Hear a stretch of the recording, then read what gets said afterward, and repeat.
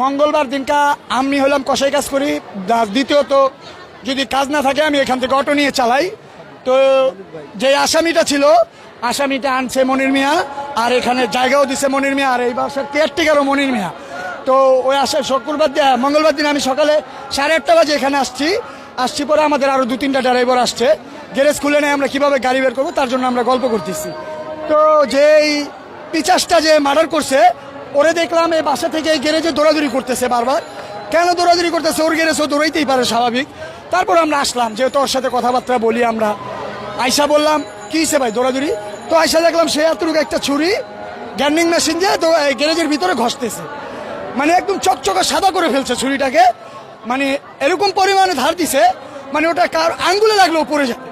তো যাই হয়েছে 9টা 7 মিনিটের ভিতরে সে কি করলো, গ্যারেজ থেকে এইভাবে লুকায় কি জানি বাড়ির উপরে চলে গেল।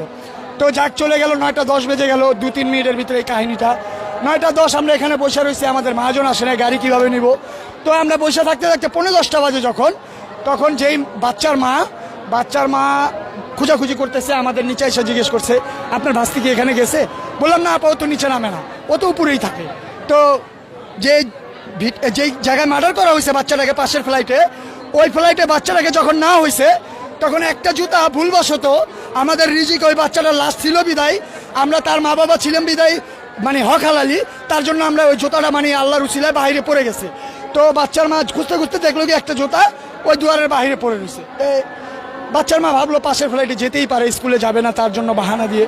তো ভাইয়া ও ফ্লাইটটার ভিতরে টোকাটুকি করছে, বাচ্চার মা প্রায় 20 মিনিট টোকাটুকি করার পরে কোনো সারা নাই, শব্দ নাই, ভিতর থেকে লাগানো।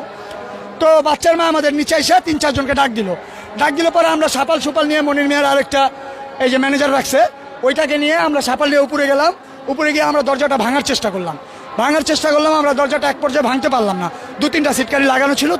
তো আমরা যতটুকু হোক এখানে একটা বগলা করার পরে আমরা যখন ভিতর দিকে এক এক করে তাকালাম তখন শুধু রক্ত আর পানিগুলো ভাসতেছিল, মানে এইটা ডাইনিং রুমের ভিতরে, মানে কল সব ছাইড়ে দিছিল। তো মানে রক্তর কোনো চিহ্ন রাখার মানে চিন্তা ভাবনা ছিল না। তো লাস্টে আমরা যখন ঢুকলাম দরজাটা খোলার পরে তারও 7-8 মিনিট পরে খুলছে, আমরা ওখান থেকে গ্যান্ডিংয়ের আওয়াজ পেয়েছি রুমের ভিতর থেকে। যা গ্যান্ডিংয়ের আওয়াজটা এই কারণেই পেয়েছি, রুমের ভিতর অন্য কোনো কাজ হয় নাই, হয়েছে শুধু গ্রিলটা কেটে আসামিটা পলায় যাবে, তারপরে আসামির স্ত্রী গেটটা খুলবে, এই হিসেবে তাদের পরিকল্পনা। আর তাদের দ্বিতীয় পরিকল্পনা ছিল গ্যারেজ থেকে তারা ব্যাটারির বাক্স নিয়ে গেছে 4টা ব্যাটারির বাক্সতে। আমাদের বাচ্চা তো ছোট, আমাদের 8 বছরের 7 বছরের রাইসা কত বড় হতে পারে, ছোট একটা বাচ্চা, তারে যদি 3 পিস করে ওই 3টা বাক্সর ভিতরে ভরে নিতে পারবে।